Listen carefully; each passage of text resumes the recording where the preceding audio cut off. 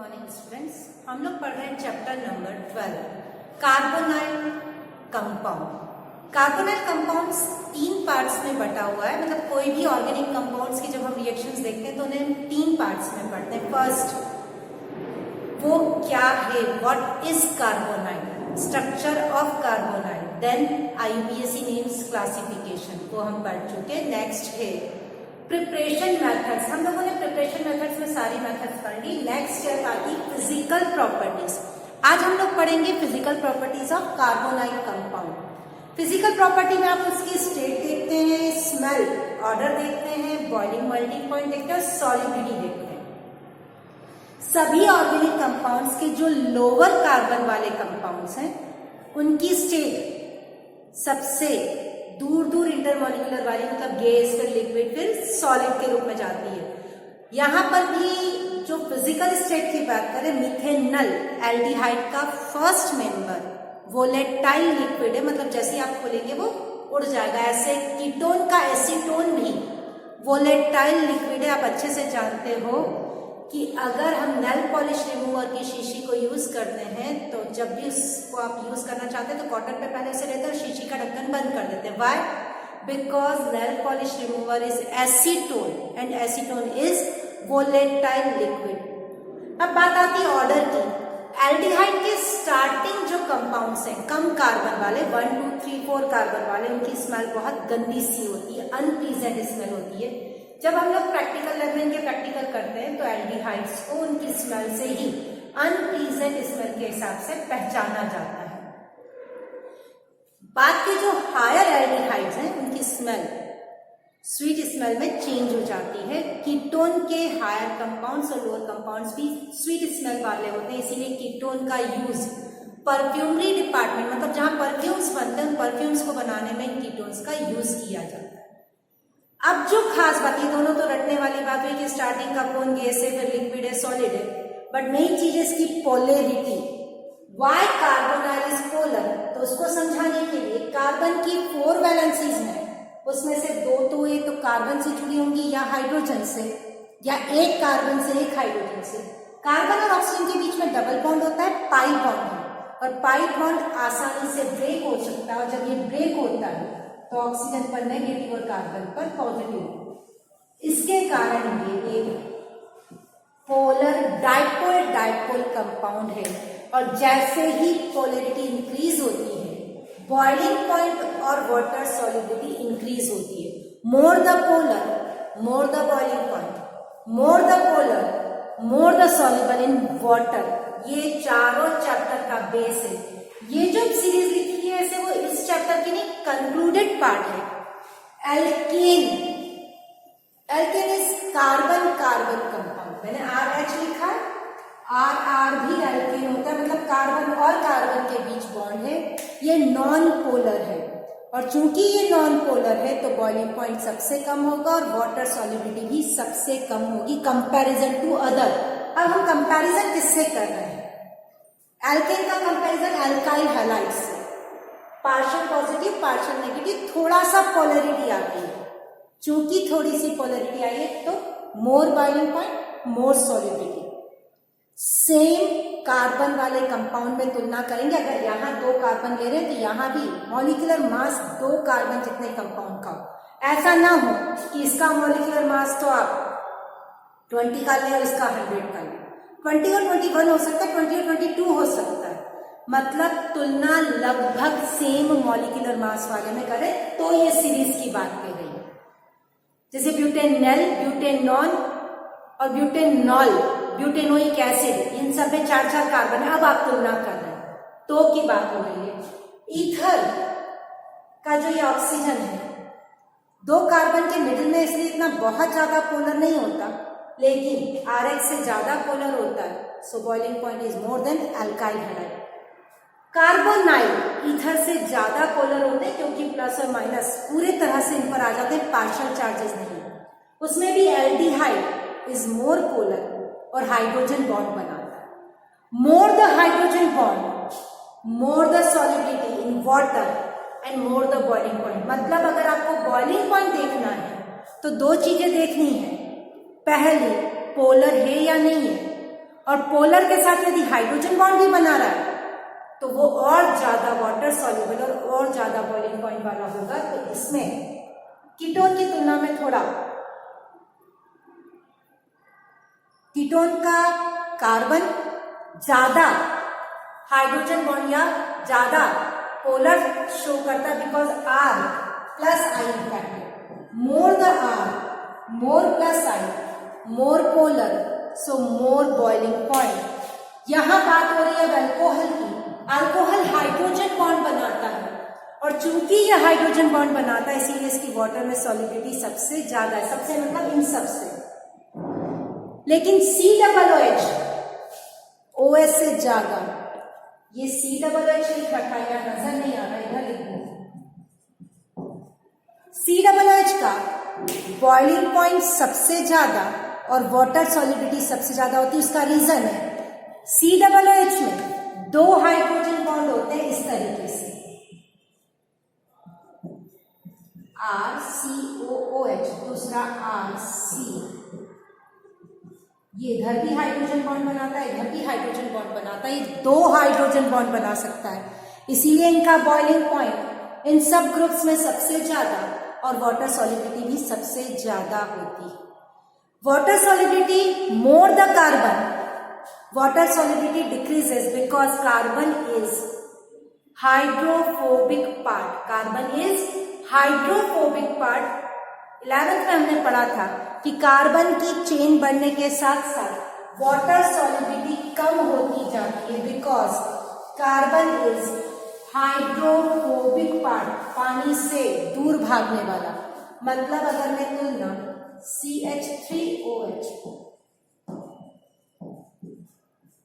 इनमें करूं, water soluble तो है पर सबसे ज्यादा उससे कम, because more the carbon less the water solubility, more the carbon less the water solubility, because carbon is hydrophobic, मतलब पानी से दूर भागने वाला पार्ट। अब बात आती है केमिकल रिएक्शंस की। इसका मतलब ये किन रिएक्शंस में पार्टिसिपेट करते हैं। कार्बोनाइल कंपाउंड में C डबल बॉन्ड O है और ऑक्सीजन डबल बॉन्ड से जुड़ा है, सिग्मा बॉन्ड, और दूसरा pi bond. Pi bond weak होता है, 2 टुकड़ों में आसानी से टूट जाता है, कार्बन पर प्लस और O पर माइनस, पोलर कंपाउंड। कार्बन और ऑक्सीजन दोनों के बीच एक बॉन्ड टूटा, दोनों के एक एक हाथ खाली हो गए, इसका मतलब ये एडिशन रिएक्शन देगा। और एडिशन में भी ये कौन सी एडिशन रिएक्शन देता है, न्यूक्लियोफिलिक एडिशन रिएक्शन। किस तरह की, न्यूक्लियोफिलिक एडिशन रिएक्शन। बट ऐसा क्यों, इसमें पहले इलेक्ट्रोफाइल क्यों नहीं जुड़ता क्यों है न्यूक्लियोफाइल, उसका रीजन देखिए। यदि मैं दोनों को जोड़कर देखूं, एक तरफ इलेक्ट्रोफाइल को और एक तरफ न्यूक्लियोफाइल को, जो बेटर कंडीशन होगी, जो ज्यादा स्टेबल होगा वो होगा। इस कार्बोनाइल पर अगर मैं HCN जोड़ रही हूं, HCN, H पर पॉजिटिव, C पर नेगेटिव, जिस पर पॉजिटिव होता है उसे आप इलेक्ट्रोफाइल कहते हैं, जिस पर नेगेटिव होता है उसे न्यूक्लियोफाइल कहते हैं। हम एक बार इलेक्ट्रोफाइल जोड़कर देखते हैं, एक बार न्यूक्लियोफाइल, दोनों में से जो बेटर होगा वो रिएक्शन होगी और दूसरी नहीं होगी। C प्लस O पर माइनस, अब अगर ये पॉजिटिव है तो O के साथ जुड़ेगा, प्रोडक्ट बन गया C पर प्लस और O के साथ जुड़ गया H। ये कहलाते हैं इंटरमीडिएट। वो इंटरमीडिएट फॉर्म होगा जो ज्यादा स्टेबल है। अब अगर मैं Cn माइनस जोड़ती हूँ, ये माइनस जुड़ेगा प्लस से कार्बन पर, तो बन जाएगा C के साथ Cn, O पर माइनस। एक बार हमने इलेक्ट्रोफाइल जोड़कर देखा और एक बार हमने न्यूक्लियोफाइल। उन दोनों में से जो इंटरमीडिएट ज्यादा स्टेबल होगा, इस अर्थ पे किसी भी एलिमेंट इंटरमीडिएट कंपाउंड की स्टेबिलिटी के 2 कॉज है। पहली चीज, उस पर चार्ज नहीं होना चाहिए, वो न्यूट्रल होना चाहिए, उस पर ना प्लस होना चाहिए ना माइनस, और दूसरा उसके आउटर मोस्ट शेल में 8 इलेक्ट्रॉन होने चाहिए। पहली कंडीशन कि उस पर चार्ज नहीं होना चाहिए। लेकिन प्रॉब्लम, इस इंटरमीडिएट पर भी चार्ज है और इस इंटरमीडिएट पर भी चार्ज है, मतलब पहली एग्जाम में दोनों फेल हो गए, पहली एग्जाम में दोनों को नंबर्स नहीं मिले। तो अब सेकंड स्टेप पर पहुंचे। फर्स्ट स्टेप थी स्टेबिलिटी की, कि दोनों के पास चार्ज नहीं होना चाहिए। अब वो एग्जाम तो दोनों ने फेल कर लिया, लेकिन हमें तो एक को चूज करना है, तो अब नेक्स्ट पेपर दिया उनको, जिसकी आउटर मोस्ट शेल में 8 इलेक्ट्रॉन है, कार्ब केटायन है। कार्ब केटायन के आउटर मोस्ट शेल में 6 इलेक्ट्रॉन होते हैं और एनायन, ऑक्सीजन एनायन है, एनायन के आउटर मोस्ट शेल में 1 इलेक्ट्रॉन, मैंने लिख दिया 8।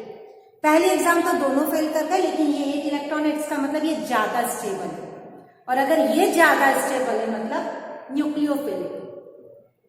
दोनों की इंटरमीडिएट कंडीशन में से ये ज्यादा स्टेबल है, ये बनेगी और ये नहीं बनेगी।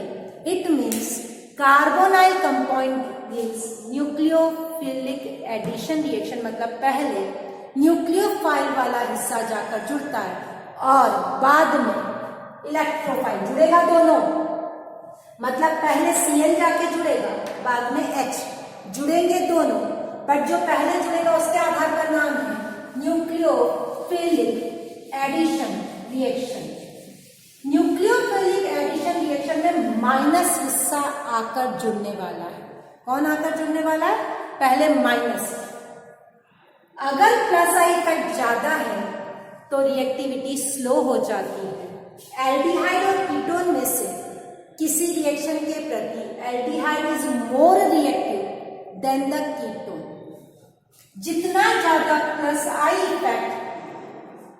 इफेक्ट मोर, रिएक्टिविटी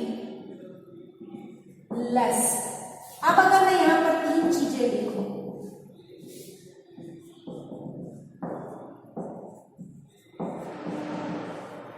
आर की जगह चलो CH3 लिखते हैं, हम आर भी लिख सकते हैं समझाने के लिए। यह मेथेनल, एथेनल, एसीटोन, तीनों को यदि HCl के प्रति रिएक्टिविटी सीरीज में जमाना हो, इसमें 0 प्लस आई, इसमें 1 प्लस आई और इसमें 2 plus I. More the plus I less the reactive, more the plus I less the reactive, so the methanol is most reactive than ethanol. Ethanol is reactive than acetone. जितना ज्यादा plus आई group बढ़ता जाएगा, are का size बढ़ता जाएगा, nucleophilic addition reaction के प्रति उनकी रिएक्टिविटी उतनी कम होती जाएगी। अब हम एडिशन रिएक्शंस के एग्जांपल्स देखेंगे। सबसे पहले कार्बोनाइल, ये मैंने लिख दिया। जब आप प्रैक्टिस करेंगे तो एक बार इन दोनों जगह पर H लिखेंगे। यदि दोनों जगह पर H आता है तो इसका नाम है मीथेनल या फॉर्म एल्डिहाइड। आप बार बार नामों को देखें, मीथेनल या फॉर्म एल्डिहाइड। अब अगर मैं CH3 लिख देती हूं, एथेनल या एसिड एल्डिहाइड, और अगर दूसरा भी CH3 लिख देती हूं, एसीटोन या प्रोपेनॉन। कीटोन में ऑन लगता है और एल्डिहाइड में एल। हम हर एग्जाम्पल को 3 तरीके से कर सकते हैं, और अगर मैं यहां कुछ नहीं लिखूं तो ये कार्बोनाइल है। कार्बोनाइल का मतलब ये एल्डिहाइड भी हो सकता है और कीटोन भी। यहां जो होगा आंसर में उसी तरीके से आ जाएगा जैसे मुझे जोड़ना है HCN। H पर चार्ज आएगा प्लस, Cn पर माइनस, H पर प्लस, इन दोनों के बीच का बॉन्ड टूटेगा, C पर प्लस, O पर माइनस। अब जाके जोड़ें, C पर प्लस था तो प्लस के साथ जुड़ जाएगा Cn और O पे जुड़ जाएगा H। ये जो कंपाउंड बना है साइनोहाइड्रेट्स, इनके साथ वापस 3 तरह से रिएक्शन हो सकती है। इन 3 रिएक्शन में बस एक बात ध्यान रखना, अगर यहाँ RH है तो यहाँ RH आ जाएगा, दोनों तरफ H है तो प्रोडक्ट में भी H। अब जो 3 रिएक्शन है उसमें ध्यान हमारा केवल यहाँ रहेगा, बाकी जगह में कोई फर्क नहीं पड़ेगा। इसका मतलब बाकी आंसर में ये चीजें एज सच लिखा जाए, RHOH। जो भी चेंज आएगा वो कहाँ आएगा, CN। यदि मुझे यहाँ पार्शियल रिडक्शन और फुल रिडक्शन करना है, रिडक्शन के लिए 4 H जोड़ने हैं। रिडक्शन में कितने H जोड़ने, 4 H। ये टिन HCl से हो सकता है, Na और C2H5OH से हो सकता है, किसी भी रिड्यूसिंग एजेंट से हो सकता है। आप वापस देखें, ये था CN, मुझे क्या जोड़ना है, 4 H। पहला बॉन्ड टूटेगा, एक H यहां, एक H यहां।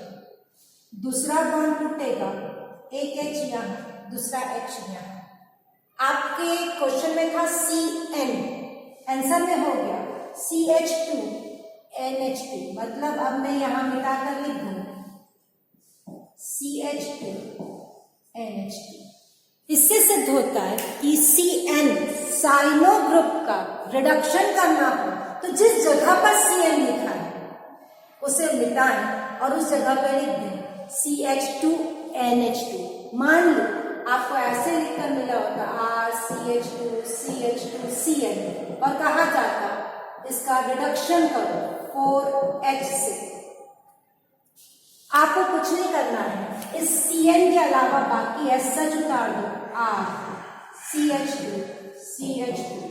इस CN की जगह आप क्या लिख देंगे, CH2 NH2। तो मेरा आंसर हो गया CN रिडक्शन के बाद 1 डिग्री एनी में चेंज हो जाता है। CN रिडक्शन के बाद 1 डिग्री एनी में चेंज हो जाता है। अब मुझे अगर पार्शियल हाइड्रोलिसिस करना है, एक वाटर जोड़ना है, आंसर में मेरे लिए R, ये H, ये OH ऐसा ही रहेगा। अभी क्या है, ये CN, क्या जोड़ना है, वाटर। वाटर मतलब H और OH। तो ये मैंने तोड़ा बॉन्ड, C पर प्लस N पर माइनस, C पर प्लस N पर माइनस, और वाटर है, इस पर जुड़ेगा OH, इस पर जुड़ेगा H। जब जोड़ोगे तब ये चार्ज नहीं रहेंगे, इस पे जुड़ेगा OH और H। C पर OH, N पर H। हम लोगों ने कल परसों ही पढ़ा था कि यदि किसी परिस्थिति में कार्बन पर डबल बॉन्ड और OH हो तो टॉटोमेरिज्म होता है, H आ जाएगा इधर। ध्यान से देखिए क्या हो जाएगा, C और O के बीच में तो डबल बॉन्ड बन जाएगा, ये H इधर आएगा, अभी NH है, क्या बन जाएगा, NH2। आप खुद इमेजिन करें, ये डबल बॉन्ड इधर जाएगा और H इधर आ जाएगा।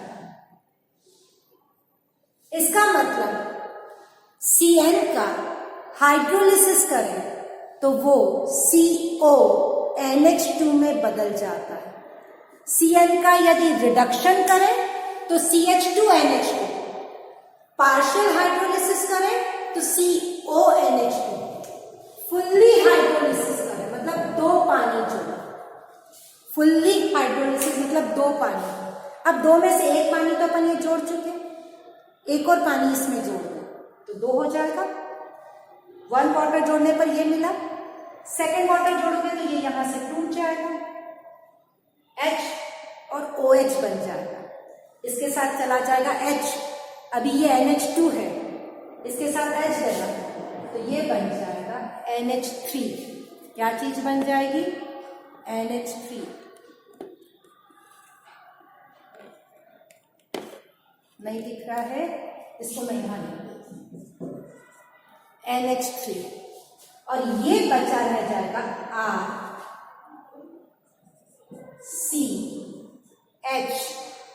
RCH OH, इसके साथ OH जुड़ने वाला है तो COOH। इसका मतलब CN के रिडक्शन से CH2NH2, पार्शियल हाइड्रोलिसिस से CONH2 और फुल्ली हाइड्रोलिसिस से COOH बनता है। वापस रिपीट कर रही हूँ पूरा। हम लोग पढ़ रहे हैं न्यूक्लियोफिलिक एडिशन ऑफ HCl। अब मैं एक नया एग्जाम्पल देके समझा रही हूँ, इकट्ठा लिखो। मेरे पास यदि एसीटोन है, इसमें मुझे HCl जोड़ना है। एसीटोन पर यदि HCl जोड़ना है तो H तो जाएगा O के साथ, तो ये बन जाएगा CH3 CH3CCnOH। अब इसके यदि 3 रिएक्शंस को देखना है, पहला 4H जोड़ना मतलब रिडक्शन, दूसरा 1 पानी जोड़ना मतलब पार्शियल हाइड्रोलिसिस, दूसरा 2 पानी जोड़ना मतलब फुल हाइड्रोलिसिस। आंसर की खासियत, सभी आंसर में ये तो आएगा ही, तो मैं से पहले ही लिख दूं।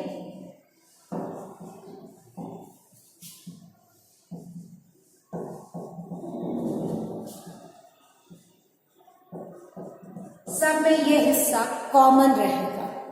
अब आंसर हमें ये रट कर रखना है। समझ तो हमने लिया कि 2H इधर 2H इधर। Cl का यदि रिडक्शन होता है तो इट्स चेंज इनटू CH2NH2, तो मेरा आंसर हो गया CH2NH2। पार्शियल हाइड्रोलिसिस होता है तो इट्स चेंज इनटू CONH2, तो ये बन गया CONH2। फुल हाइड्रोलिसिस होता है तो इट्स चेंज इनटू COOH और साथ में अमोनिया गैस निकल जाती है। अब आप यहाँ दोनों तरफ कुछ भी रखें और इन तीनों चीजों की प्रैक्टिस करें। ये है ऑल इमीन मतलब अल्कोहलिक ग्रुप और एमीन ग्रुप है। ये एमाइड है, हाइड्रोक्सी एमाइड, हाइड्रोक्सी एमीन और हाइड्रोक्सीओइक एसिड। सब में OH तो है ही। ये 1 डिग्री एमीन ग्रुप है, ये एमाइड ग्रुप है और ये कार्बोक्सिलिक ग्रुप है। अब है एडिशन ऑफ अल्कोहल, फिर वही C+O।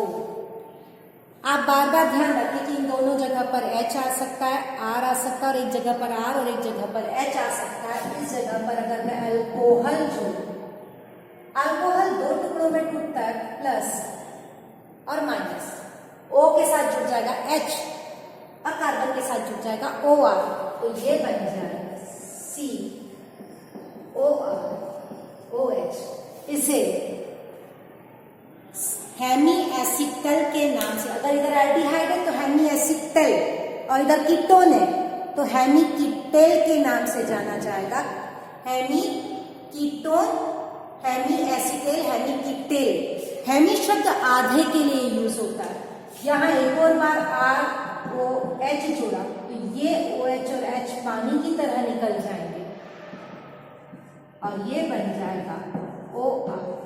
डाई अल्क ऑक्सी, R के लिए अल्क और O के लिए ऑक्सी, डाई अल्कोक्सी कंपाउंड बनेगा।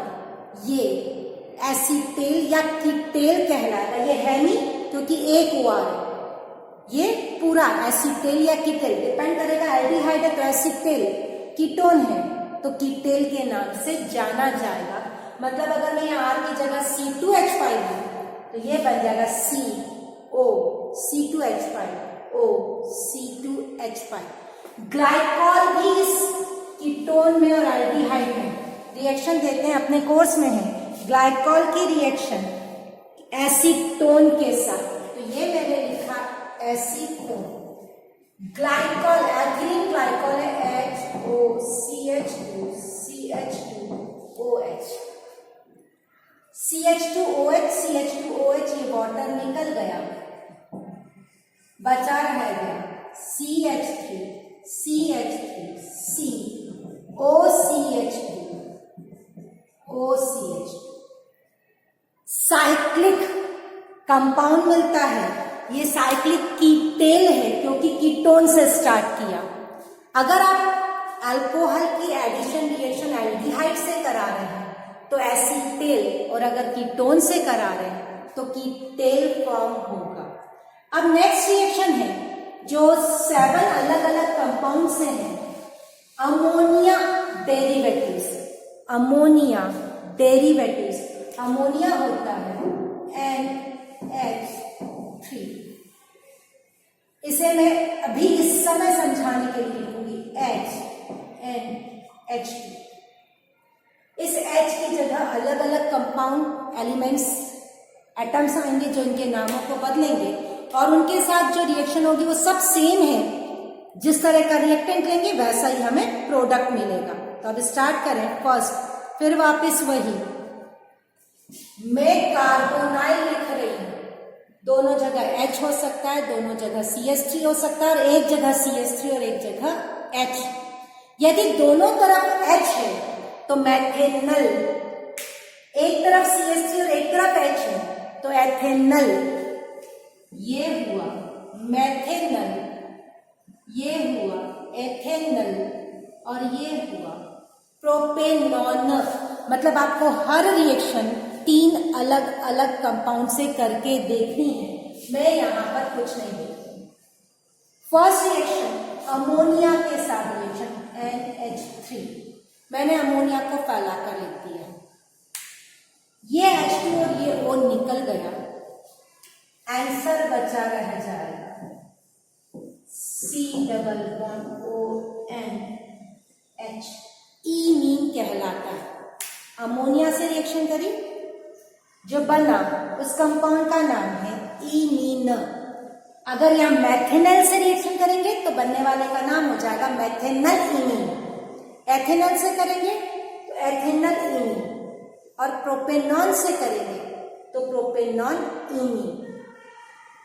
यहां पर अब जो चेंजेस होंगे वो यहीं पर चेंज करती जा रही हूं। अगर NH3 की जगह NH2OH लिया जाए, NH3 की जगह NH2OH हाइड्रोक्साइल एमीन, इस NH2OH का नाम है हाइड्रोक्साइल एमीन।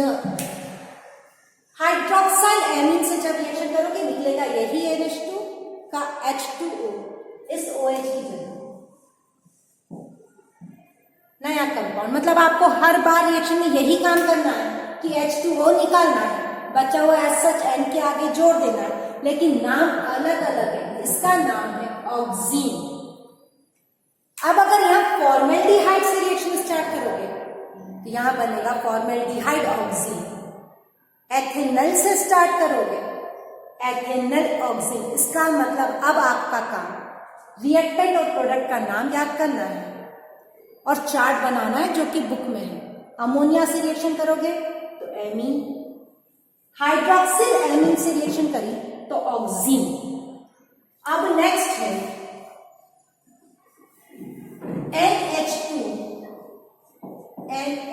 इसका नाम है हाइड्रेजीन। हाइड्रेजीन, हाइड्रेजीन। तो बनने वाले का नाम होगा hydrazone. हाइड्रेजीन, hydrazone. NH2 is हाइड्रेजीन, C≡ON NH2 hydrazone. सारे सिंपल हैं। अमोनिया से रिएक्शन करी, फिर हाइड्रोक्सिल एमीन से, अब हाइड्रेजीन से। नेक्स्ट है एन-फिनाइल हाइड्रेजीन। अभी ये हाइड्रेजीन है, वापस से इसको लिखूं मैं कार्बोनाइल NH2 का नाम था हाइड्रेजीन। अब मैं पढ़ा रही हूं एन-फिनाइल, एन से फिनाइल ग्रुप जुड़ा है तो इसका एक H हटाया जाए और फिनाइल ग्रुप जोड़ दिया जाए। इस H को मैं सुविधा के लिए यही लिख देती हूं। 2 H में से एक H हटाया और फिनाइल लगा, ये बन गया N फिनाइल। ये H ऊपर की तरफ है, N फिनाइल हाइड्रेजीन। तो जो बनेगा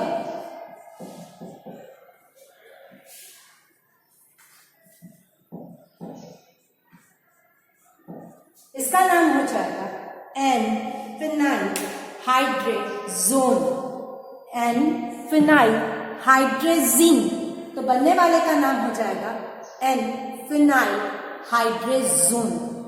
लास्ट, यहां NO2 हो, 2 NO2 है, कौन कौन से नंबर पर? 2, 4, इसका नाम है 2,4-DNP, 2,4-डाई नाइट्रो फिनाइल हाइड्रेजीन, 2,4-डाई नाइट्रो फिनाइल हाइड्रेजीन, बनने वाला हो जाएगा 2,4-डाई नाइट्रो फिनाइल हाइड्रेजोन। ये येलो ऑरेंज कलर के क्रिस्टल्स हैं जो कार्बोनाइल के डिटेक्शन में लैब में काम आते हैं, कार्बोनाइल की पहचान के लिए। कार्बोनाइल कंपाउंड की पहचान है कि मेरे पास यदि एल्डिहाइड, कीटोन और अल्कोहल 3 अलग अलग टेस्ट ट्यूब में है, तीनों में यदि मैं 2,4-DNP मिलाऊं तो जिनमें येलो क्रिस्टल आएंगे वो एल्डिहाइड और कीटोन है, और जिसमें येलो क्रिस्टल नहीं आएगा वो अल्कोहल है। बिकॉज 2,4-DNP के साथ कार्बोनाइल कंपाउंड, कार्बोनाइल में एल्डिहाइड भी आ गया, कीटोन भी आ गया, येलो क्रिस्टल्स देते हैं। ये 2 नंबर पर, यहां से 1 नंबर मानेंगे तो 2 और 4 पर 2 नाइट्रो है, फिनाइल है और हाइड्रोजन है, 2,4-डाइनाइट्रो फिनाइल हाइड्रोजन, प्रोडक्ट के रूप में 2,4-डाइनाइट्रो फिनाइल हाइड्रोजोन बना।